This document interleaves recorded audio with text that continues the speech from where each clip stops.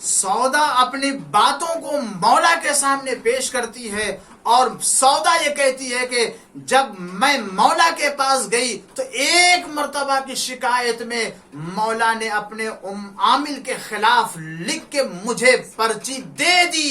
کہ جاؤ تم اسے لے کر کے جاؤ، تمہاری شکایت پر عمل ہو چکا ہے۔ کہ جب شام کے سامنے سودا نے یہ بات رکھی تو اب آپ اندازہ کیجئے کہ مولا کی حکومت کی روش شام کے دربار میں بیان ہو رہی ہے، اور اس سے بڑھ کر کے مولا کی فتح و کامیابی کا راز اور کیا ہو سکتا ہے کہ دشمن کے دربار میں مولا کی روش حکومت کو بیان کیا جا رہا ہے تاکہ یہ اندازہ ہو جائے کہ اسلامی حاکم کو کس طریقے سے ہونا چاہیے۔ عزیزان گرامی، یہ سودا تھی کہ جس نے اپنی شکایت بیان کر کے امیر شام کے دربار میں بتا دیا کہ دیکھو مولا کی زندگی کیسی تھی، اور وہ اپنی دور حکومت میں کسی کی شکایت سننے کے بعد کس طرح سے عمل کرتے تھے۔ عزیزان گرامی، آپ کے سامنے مولا کی حکومت کا یہ نمونہ ہے، اور امیر شام کے سامنے جب شکایت آئی تو اس نے شکایت نہیں سنی بلکہ اپنے عامل اور اپنے حاکم اور اپنے گورنر کی حمایت کی۔ اور ایک نمونہ اور پیش کرتا ہوں، کوفے کا حاکم ہے، تیسرے دور کا حاکم ہے، جس نے کوفے کا گورنر بنا کر کے بھیجا۔ یہ ایسا انسان ہے کہ جو دائم الخمر ہے، ہمیشہ شراب پینے والا ہے، اور لوگوں کو نماز بھی پڑھا رہا ہے۔ صبح کی نماز کے لیے جب آتا ہے تو بجائے 2 رکعت نماز کے 4 رکعت نماز پڑھا دیتا ہے، اور لوگوں سے کہتا کہ اگر کہو تو میں اور نماز پڑھا دوں اور زیادہ تمہارے لیے نماز پڑھا دوں۔ لوگ جو ہے وہ برداشت کر لیتے ہیں، اور مگر کچھ لوگ ہیں کہ جو مدینے میں خلیفہ کے پاس اس کی شکایت لے کر کے آتے ہیں۔ اب دیکھیے عزیزان گرامی، یہ مولا کی حکومت سے پہلے کی حکومت کی روش ہے کہ جب اس کے کسی حاکم کی شکایت آتی ہے، اس کے شراب پینے کی شکایت آتی ہے، اس کے غلط کاموں کی شکایت آتی ہے، اور دیکھنے والے شکایت کرتے ہیں، قے کرنے والے کو دیکھنے والوں نے دیکھا کہ شراب پی کر کے کس طریقے سے اس نے قے کی ہے اور نماز بھی پڑھائی ہے، لیکن جب وہ شکایت آتی ہے مدینے میں اسلامی خلیفہ کے سامنے تو وہ بجائے یہ کہ گواہیوں کی بنیاد پر جس کی شکایت سنی ہے اس کو کوڑے لگائے جائیں، بلکہ جو شکایت لے کے آیا ہے اس کے اوپر الٹا الزام لگا کر کے اسے کوڑے لگائے جاتے ہیں، اور وہ اپنی بات نہیں کہہ پاتا ہے۔ یہ ہے اسلامی حکومت کا ایک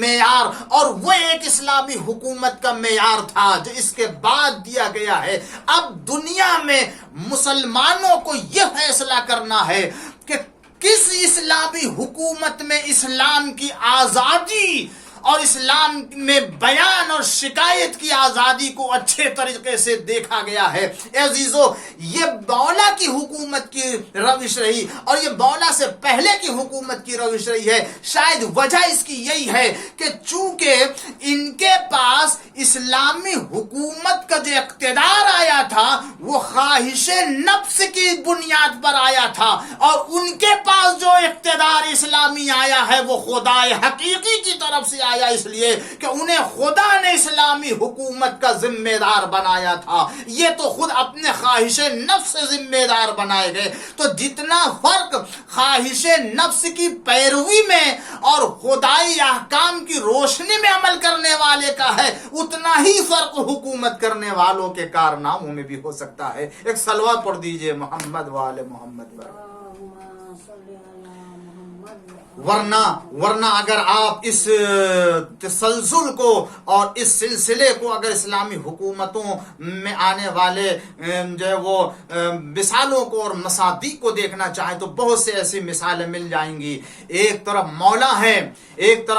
ہے اور مولا کے زمانے میں یہ خوارج ہیں کہ کہ جو مولا کے مزاحم ہوتے ہیں، مولا کے بیان میں خلل ڈالتے ہیں، مولا جب مسجد میں نماز جماعت قائم کرتے ہیں تو ان خوارج کی جرت دیکھیے اور مولا کی طرف سے ان کو دی جانے والی آزادی دیکھیے۔ مولا کے پاس اقتدار ہے، مولا اسلامی خلیفہ ہے، مولا اسلامی ذمہ دار ہیں، اسلامی حکومت کے ذمہ دار ہیں، مگر خوارج ہیں جب مولا کائنات جماعت پڑھتے ہیں ایک طرف تو وہ مسجد کے دوسرے گوشے میں جا کر کے فرادہ نماز پڑھتے ہیں، مگر مولا انہیں روکتے نہیں ہیں۔ مولا جب نماز پڑھتے ہیں تو نماز کی حالت میں آ کر کے قرآن کریم کی ان سوروں کی تلاوت کرتے ہیں جس میں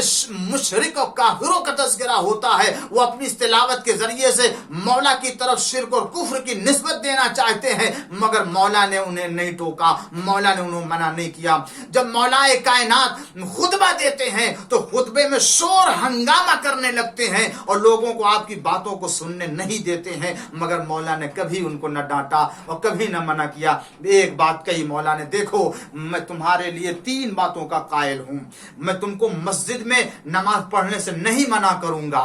میں تمہیں تمہارے حقوق کو بیت المال سے نہیں کاٹوں گا، اس لیے کہ بیت المال مسلمین ہے، تم جب تک اس انداز سے اپنے اسلام ظاہری اسلام کا اعلان کرتے رہو گے تمہارا بیت المال سے حق ملتا رہے گا۔ اور اس کے بعد مولا نے کیا فرمایا؟ مولا نے اس کے بعد فرمایا کہ دیکھو تمہیں یہ معلوم ہونا چاہیے کہ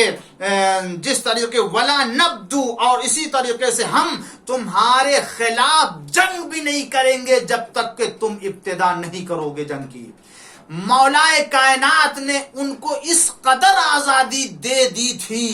کہ حتیٰ وہ مولا کے سامنے آ کر کے ان تمام غیر حقیقی اور غیر واقعی اور ان تمام آیتوں کی بھی تلاوت کرتے تھے کہ جو کسی مشرک کے لیے اور کسی کافر کے لیے ہو سکتی ہے، مگر مولا کائنات ان کے اس عمل کو قبول، ان کے اس عمل پر اعتراض نہیں کرتے۔ کیوں؟ اس لیے کہ یہ حق کو سمجھنا چاہتے ہیں، یہ ہمارے خلاف ضرور ہیں مگر یہ حق کو سمجھنا چاہتے ہیں، حق کے سمجھنے میں انہوں نے کوتاہی کی ہے۔ مولا نے اس وقت تلوار نہیں اٹھائی، لیکن انہیں بھی ایک حد تک آزادی دی تھی، جب تک کہ تم ہماری حکومت میں عملی طور سے کسی رخنا کو ایجاد نہیں کرتے ہو اور کسی ایسے سازش میں عملی طور سے شریک نہیں ہوتے، اس وقت تک تم سے جنگ نہیں کروں گا۔ اور یہی خوارج جب یہ اپنے حدود کو پار کر جاتے ہیں تو مولا پھر ان کے خلاف تلوار لے کے آ جاتے ہیں۔ اور نہ جانے کتنے ایسے ابھی آپ کے سامنے ایسی مثالیں ملیں گی اسلامی حکومتوں میں کہ جہاں مولا کی حکومت اور دیگر حکومتوں میں امتیازات رہے ہیں کہ جہاں آزادی بیان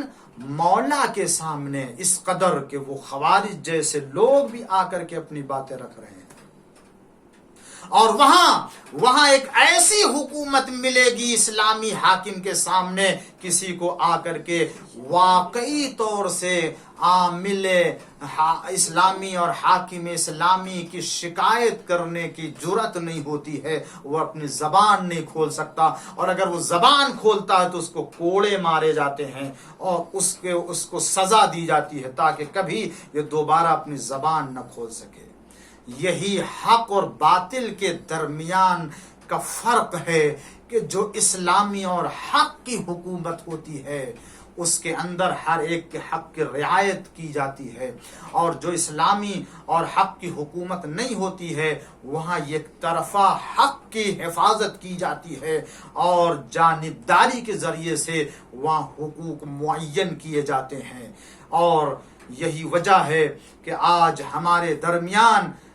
جو فرق پایا جاتا ہے وہ اسی عنوان سے کہ تم پہچان لو تاکہ جو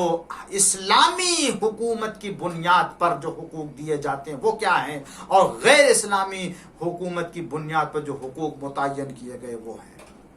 اسلام آیا تھا ہر ایک کے حقوق کی رعایت کرنے کے لیے، اسلام آیا تھا ہر ایک کے حق کو جو ہے وہ اس تک پہنچانے کے لیے، مگر جب حق پامال ہونے لگتا ہے، جب حقوق ضائع ہونے لگتے ہیں، تو پھر ولی خدا کی ذمہ داری ہوتی ہے کہ وہ ان حقوق کی حفاظت کی خاطر اٹھ کھڑا ہو اور پھر اس کی حفاظت کرے۔ یہی وجہ ہے کہ ہمارے معصوم امام نے حق کی حفاظت کی خاطر نہ صرف یہ کہ ظلم برداشت کیا، بلکہ اگر اس راہ میں انہیں قربانی بھی دینا ہوئی تو قربانی بھی دے دیا۔ حسین ابن علی یہی کہتے ہوئے آئے تھے، حق پامال ہو رہا ہے، بدعتیں رائج ہو رہی ہیں، نانا کی سنت کو تباہ کیا جا رہا ہے، لہذا نانا کے دین اگر تجھے میرے خون کی ضرورت ہے تو میں تجھے اپنے خون سے زندہ کروں گا، اور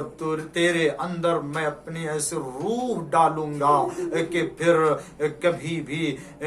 تیرے اندر ایسی کوئی صورتحال نہیں پیدا ہونے والی کہ پھر سے تجھے زندہ کرنے کی ضرورت پڑے۔ حسین نے بقائے دید کی خاطر قربانی دی اور آئے میدان کربلا میں۔ ارباب عزا، بس میں نے اپنے بیان کو آج کا سمیٹ لیا ہے اور آپ کی خدمت میں بس عرض کروں، 2 منٹ کی گفتگو ہے، مصائب اہل حرم ہے اور اس کے بعد مجلس کو تمام کر دینا۔ ارباب عزا، یہ لٹا ہوا قافلہ جو کربلا سے کوفہ ہوتے ہوئے شام کی منزل طے کرتا ہوا دربار شام میں پہنچا ہے، تو سید سجاد کے اوپر جو شام میں مصیبت گزری ہے، اللہ اکبر، زینب کے اوپر جو مصیبتیں گزری کون بیان کر سکتا ہے؟ شاید یہی وجہ سید سجاد شام کی مصیبتوں کو یاد کر کے روتے تھے۔ الشام الشام الشام، ہائے وہ شام کا منظر، وہ شام کا بازار، وہ شام کی گلیاں، وہ شام کے محلے کہ جو یہودیوں اور نصارہ کے درمیان سے آپ کو گزارا گیا، اور وہ شام کا دربار کہ جہاں 700 کرسی نشین اور باہر کے نمائندے آئے، جہاں زینب کو بے مکنو چادر، سکینہ کے گلے میں رسی اور بیویوں کے بازوؤں میں رسن ہے، اور اس عالم میں انہیں دربار میں حاضر کیا گیا۔ اے ارباب عزا، سید سجاد نے فرمایا مجھے شام میں اس عالم میں داخل کیا گیا کہ ایک رسی منگائی گئی اور اس رسی میں ہم سب کو باندھ دیا گیا۔ ہاں، روایت بتاتی ہے کسی کے ہاتھ کو باندھا گیا، کسی کے بازو کو باندھا گیا، کسی کے گردن کو باندھا گیا۔ یہی تو وجہ جب سکینہ دربار یزید میں پہنچی، اس لیے کہ ایک رسان اور 12 گلے تھے، مگر جو بڑوں کے گلے باندھے گئے تھے اس میں سکینہ کا کیا عالم تھا۔ اسی لیے تو دیکھا کبھی ایک پیر رکھتی ہے اور کبھی ایک پیر اٹھا لیتی ہے۔ اس عالم میں سکینہ نے دربار یزید میں حالت گزاری تو کہنے والے نے جب یہ کہا تو سکینہ نے اسی بات کا حوالہ دیا تھا، ارے ان میری پھوپھیوں کے بازوؤں کو باندھا گیا ہے، ارے یہ مجھ سے بڑی ہے مگر یہ رسی میرے گلے میں باندھی گئی ہے، جس کی وجہ سے میرا گلا گھٹتا ہے تو مجھے تکلیف ہوتی ہے۔ کہا کہ یہ بتاؤ کہ آخر یہ تمہارے چہرے کھلے کیوں ہیں؟ کہنے لگی اس لیے کہ میرے پھوپھیوں نے تو اپنے چہرے کا پردہ بالوں سے کر لیا ہے، ارے میں کیسے کروں؟ نہ میرے پاس چادر ہے، نہ میرے پاس وہ بڑے بڑے بال کہ جس کی بنا پر اپنے چہرے کا پردہ۔ سیعلمون الذین منقلب ینقلبون رضا بقضائه وتسلیما لامرہ۔ پروردگارہ بحق الزہرا و ابیہا و بعل بنیہا والسر المستودع فی امام زمانہ کے ظہور میں تعجیل فرما، ہم سب کو ان کے چاہنے والوں میں شمار فرما۔ اے معبود، ہماری اس عبادت کو قبول فرما، پالنے والے ہماری نسلوں میں عزائے حسین کو قائم فرما، پالنے والے حاضرین مجلس، ناظرین مجلس، سامعین مجلس کے، بانی مجلس کے تمام نے خواہشات کو پورے فرما اور ہر مشکل سے نجات عطا فرما، دنیا میں آخرت میں عافیت عنایت فرما، ہمارے امام زمانہ کے ظہور میں جلدی فرما اور دنیا سے ظلم و جور کا خاتمہ فرما اور عدل و انصاف کی بنیاد پر حکومت امام کو قائم کرنے کے اسباب کو فراہم فرما، بحق محمد و آلہ الطاہرین۔